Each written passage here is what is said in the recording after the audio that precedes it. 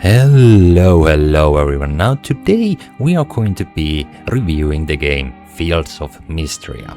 Now Fields of Mistria is a pixel art game where you run a farm on a small town named Mistria.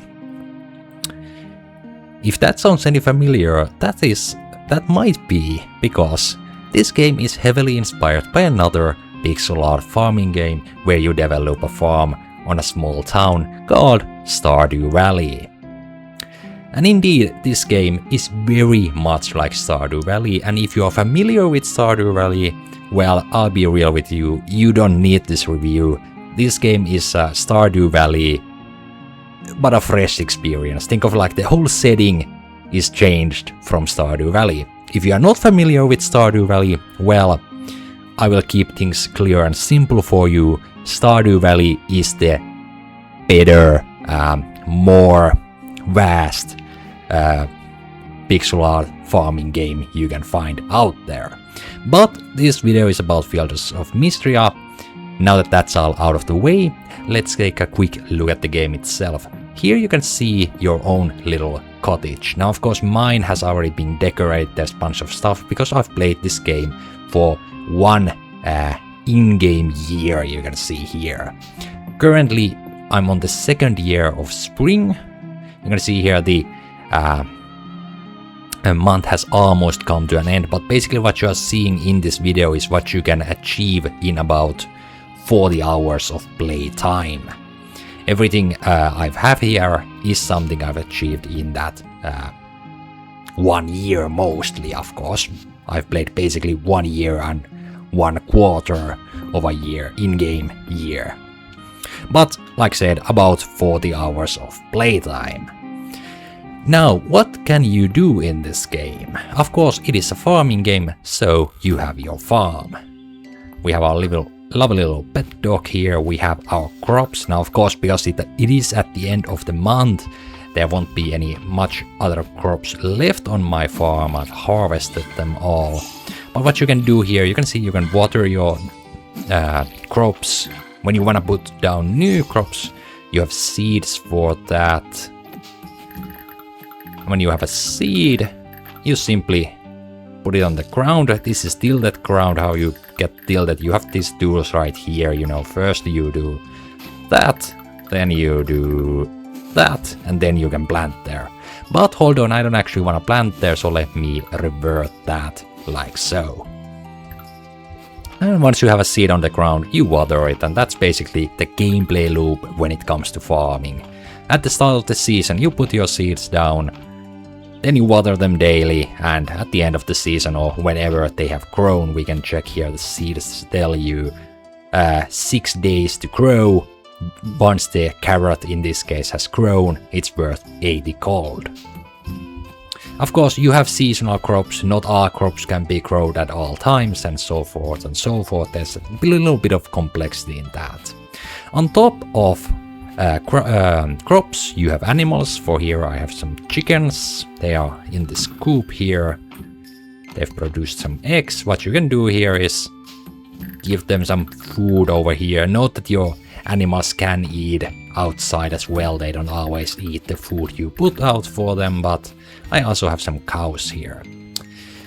Other farm related things, you can have beehives, and I guess these are terrariums, but that's basically where the farm work ends and more variety of things you can do comes forth. For example, you can see here I have a net. What you can do with a net? Well, you can catch bugs. And a various amount of bugs. This is one of the things that you cannot find in Stardew Valley and is unique to this game. You can collect bugs. Now of course these bugs don't really have much of a use except selling them and, well, collecting if that is what you're up to. But if you have terrariums and beehives, you can see here we have some funny looking bees, funny looking snails. These can give you varying degrees of different produce when given the item you see here. In this case, my bugs want a blueberry and they would produce me this stuff right here. Outside of box, what you can do, you can see I have fishing rod, and well, there seems to be a fish right there. Let's try to catch it. And voila, you can catch fish. Now the fishing itself, much more, how should I put, casual, normal, not so stressing as in Stardew Valley. In Stardew Valley it's a whole minigame, but in this game it's quite simple as you just saw there. Your other tools you see here, we have a pickaxe, that's of course used to remove rocks, an axe to remove trees, and the sword to remove foliage, as you can see. Other stuff you can do in the game, you see these patches on the ground.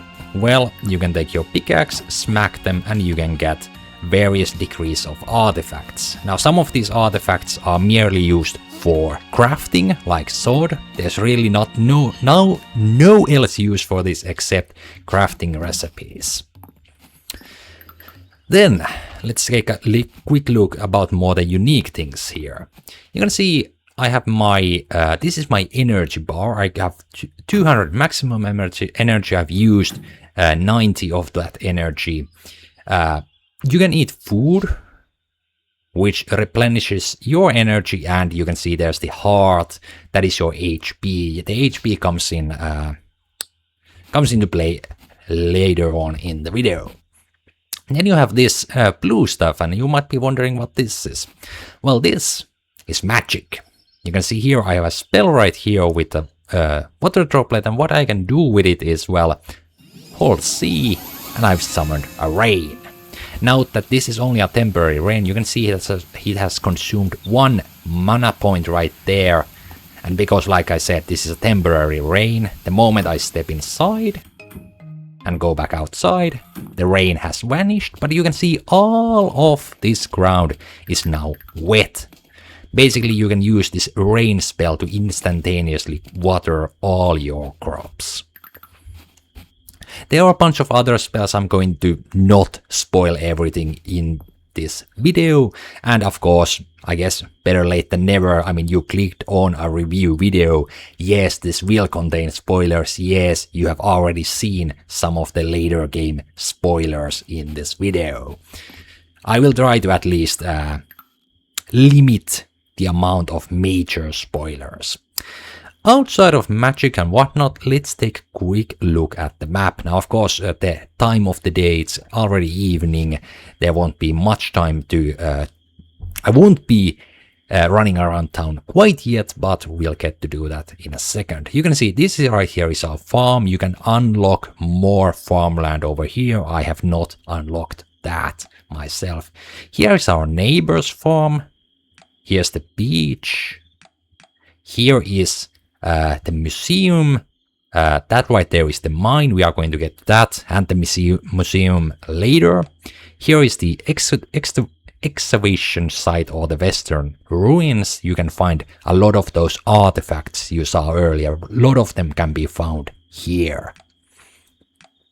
Here is the summit. That's mainly for cutscene purposes. Here is the main town, and you can see all of the icons of all of the NPCs that live in the town. They are currently in the inn. And since it happens to be Friday, let us head over to the inn. We can meet our NPCs here. Now, not what you're going to see, this is no spoilers. Every Friday, all of the town folk gather here at the inn, and they do all sorts of stuff. You can talk to all of your NPCs. You can see here. Here's Celine, the poster girl of the game. You can see there, by talking to the NPCs, you increase their favorability, and as such.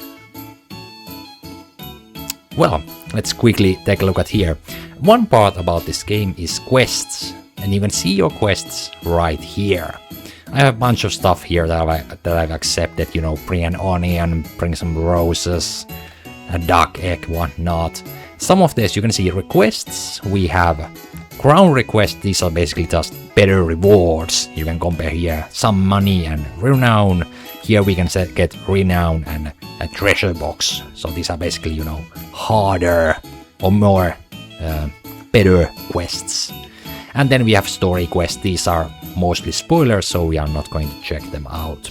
But once you can turn in a request. In this case, I can turn in the mine forageables quests, which is to forage dirty items from the mines and sell them.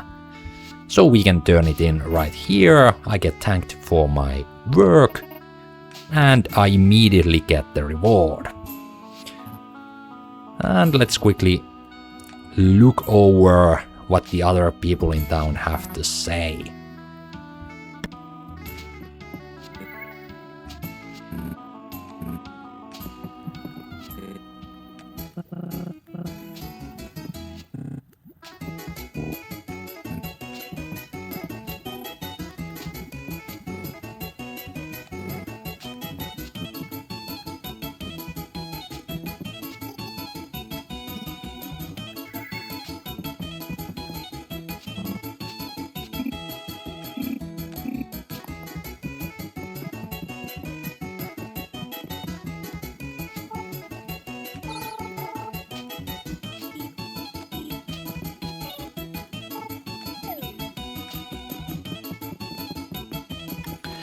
And now that we've covered all of the NPCs, like I said, these are all here at the town. Immediately when you arrive, there's no big spoiler in knowing them, but these are the townsfolk. You get to meet them, most of them, in your first day. Now, you saw there the heart that popped up when I talked to Celine. Let's take a quick look. Here we can see the favorability of different characters right here. You can see here Adeline, the town leader, for example. We can see she is single, we can see what she likes, we can see our current, I guess, how much she currently likes us. You can see we have 5 hearts. Note, for all of the dateable characters, they are marked by that single mark right there. All of these characters will have a cutscene event for every 2 hearts you get. Once you reach 8 hearts, you can start dating someone. In this case, I have started dating with Juniper. She is currently right here. Now all of the dating related pop-ups aren't currently available because she is here at the inn. Here you can see some of the stuff. So when you are dating someone, in this case I'm dating Juniper, you have the optional pop-ups here. So you can firstly kiss someone, like so. Oh, why are you running away? Please don't do that. And then you can invite them on a date, so let's do that. We have, let's say, a Deep Woods picnic. That would be nice. So here we get to see what sort of a date is going to be.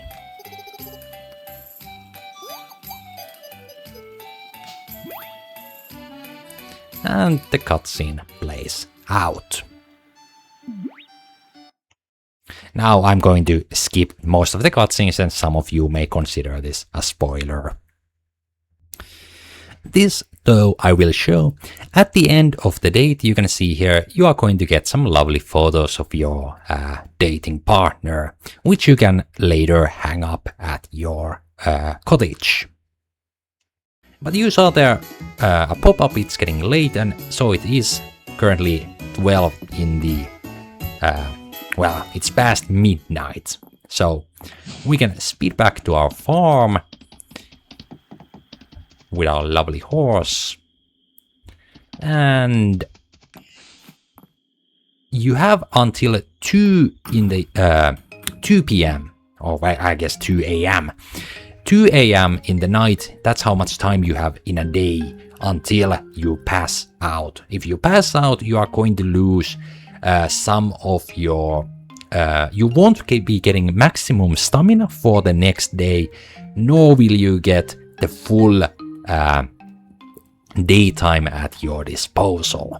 Basically, you wake up later if you pass out. So let's head to sleep. Now, when you go to sleep, the game, of course, saves itself, but what you get to see is the items you've sold. Basically, this renown, we are going to get that after or in the next day.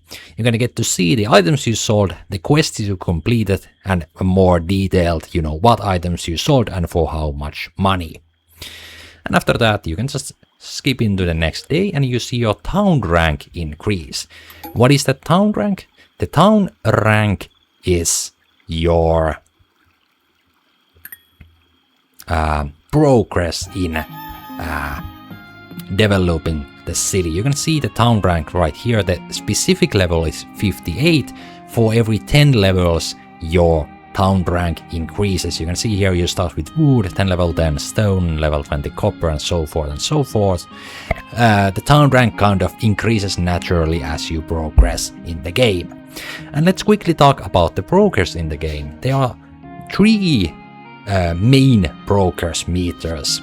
One of them is the town rank. Second is town. Hold on again. Well, this is a bit of a spoiler, but these sort of town improvement projects. Right here we have one for the mines, where we need to collect a bunch of stuff and then we can get a new stuff for the mines, in this case a stone refinery. And so we have those town improvement projects, and the last progress meter, or at least I like to think it is a progress meter, is the mines. The mines have an entire storyline tied to them, but the mines is where you get different sort of metals, and with those metals you can do or make better and better various degrees of tools. Yeah. Now, you can see we have gotten some mail here. This is because of that 6th heart on Celine. You can see here, this is basically the invitation to that heart event. This triggers the quest. In this case, of course, part of the storyline has already taken part. This is basically inviting me to take part in the next step. But I will get back to you once we are ready to head out into the city. And here quickly, once a crop has grown, these are the sort of crops that you can harvest multiple times in a month, I guess, or I mean, I call them months because they are all just 28 days, but in a singular time of year. But you can see here, simply collecting now, you can see some funny pop-ups here probably. None of them really triggered. Hold on, let's try again. There should be some pop-ups which just... There we go. You can see some money suddenly came out when I was harvesting crops. What is that money, or where is that money from? Not that I don't need to water my plants anymore, they won't be producing anymore this spring. And when summer comes, all of these spring crops will of course, die out. But you saw that money pop up when I was collecting my crops. Where did that come from? Well, one of my skills. Now you can see your skills or your skill progression right here. And yes, you can see some of these skills, in this case mining, combat, I think that was archaeology. Wrong choice. Oops, let's go. Here you can see some of the skills, or how much that was archaeology. You can see 60 is the current max level in the 1.0 release. And how do you get these skills to level up? Well, you have 2 meters. You can see that number right there. Those are basically skill points. Those you use to level up or correction, those you use to pick new skills once you've leveled up.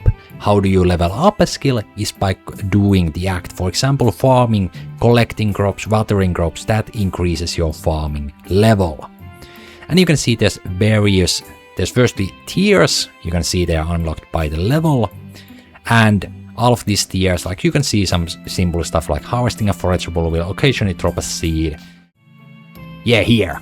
Harvesting crops will occasionally drop coins based on the percentage of the selling price, and this is why I suddenly got money when harvesting. Anyway, let's get back to it. So you can see your skill points. Let's go for cooking, for example. Restorative cooking, okay, cooking dishes will occasionally result in this and that, yeah. Sure, I'll learn that. You can see it costs 20 points, and now I've learned it. I just are immediately active whenever I go cooking. And you can see here, the higher tier the skill is, the higher the cost for unlocking them is. The tier 4 and tier 5 skills, they require points in the hundreds. That's why having 1,000 points isn't actually that surprising, because if we go back to farming, you can see here hundreds of points, and you know, the moment I unlock all of these, that's like more than half of my, or I guess half of my points gone. So even though I have 1,000, and yes, in the early game 1,000 points would be massive, but in the late game that's just like a handful of new skills. Anyway, back to the game. You saw there when the day began, there were some special events. We can go look, or pop-ups. Look at the calendar, we can see it's Saturday. So every Friday, there's Friday night at the inn. Every Saturday, there's Saturday market. The Saturday market and Friday night at the inn, they are the sort of events that happen every week, always at the same time.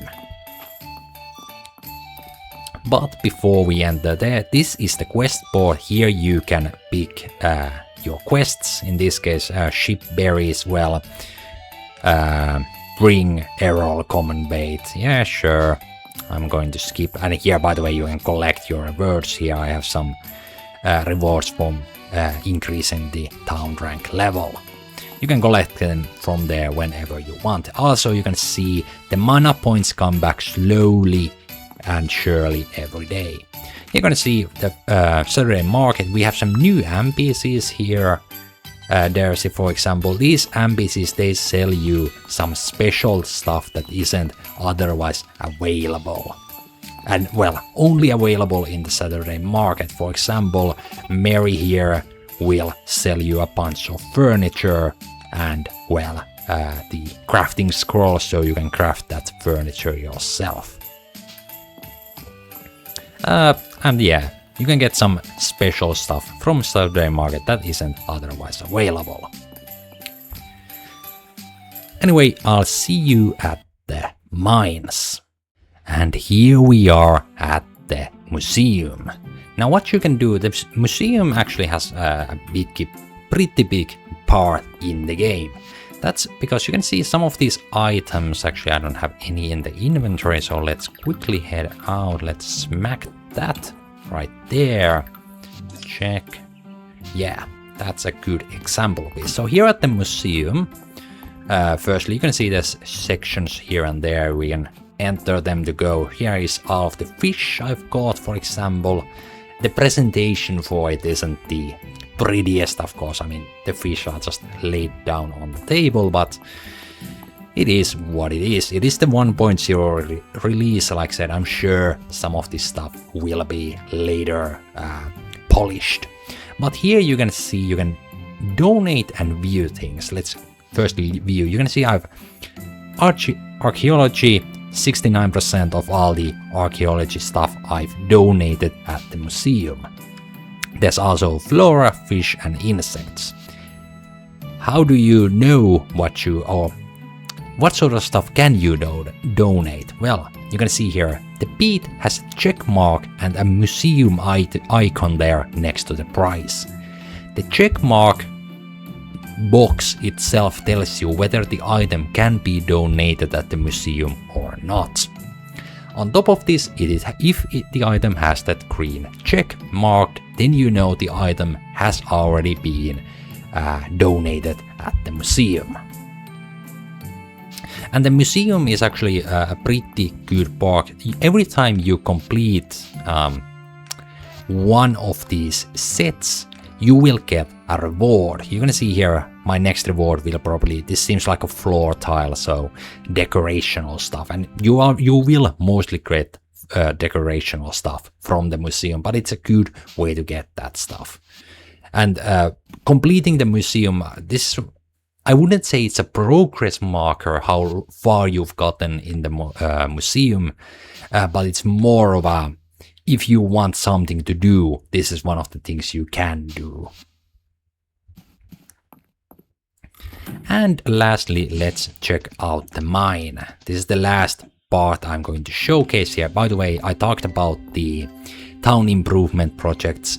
They are shown by some of these boxes with the green plus sign, and here you can see you can donate the material you need. For example, I can go here and smack down this tree to get some wood, and then we can put it in the box, and you can see we still need quite a lot of wood there. But lastly, we have the mines. Now the mines have an entire quest line tied to them, but let's quickly just hop on to the first floor. You can see now the health is visible. And how do you progress in the mines? Well, you see there's a bunch of stone, there's some copper over there, and oh no, the copper is between a big gap. Now however will I get across this? Well, this is once again one of those Fields of Mistria unique things compared to Stardew Valley, which is your capability to actually jump. Yes, you can jump in this game. Then you're gonna smack down all the rocks, smack down the copper, and by the way, you saw those purple orbs right there. They are the skill points. You get them from doing basically anything. There, smacking a rock gave a skill point. Now progressing in the mines, you need to take out some enemies. That's why you also have a HP bar and a sword. But basically, to get to the next floor, what you need to do is smack rocks until a staircase, or I guess a ladder to the lower floor appears. So let's quickly smack away. I was holding it. There we go. And here you can descend, and now we are on floor 2. Mines also has fishes. It has, like I said, enemies you can see there. And it has some special jewels. And also chests. Oh, that chest was a mimic, too bad. Note that the mimic chests can also give you rewards. You can see here all of the mines, although they have different jewels. And last part, which I can showcase here, you saw how we can jump across, but if it's just water, why not go for a swim? Yes, you can swim in the water, once again something you cannot do in Stardew Valley. And once you are done in the mines, you can just go to the ladder and exit. For every 5 floors you will see this elevator right here. You are going to unlock an elevator point and you can immediately travel to that floor. This is every 5 floors. The mine quest line, which I mentioned, that progresses every 20 floors. Of course, you can see I have not completed it, but you can complete it once you've reached the floor 100. And yes, that would be all major parts of Fields of Mistria. There's a lot of smaller things I've left out merely to keep this video slightly shorter. But my closing thoughts, the game currently needs a lot of love. Like I said, this is currently just a Stardew Valley copy. There isn't that many unique things like that. Like I said, the capability to jump, the capability to swim, collecting bugs and whatnot, collecting artifacts and whatnot. They are unique to this game. They are copied aspects of Stardew Valley. But the major game loop still revolves around the same things. So, at the end of the day, my honest opinion, this is a good game. But if you're looking for a cozy farming game, go for Stardew Valley first. Then, once this game has gotten an update or two past the 1.0 release, then come check Fields of Mistria again. So yeah, that's all for today, and I'll see you all next time.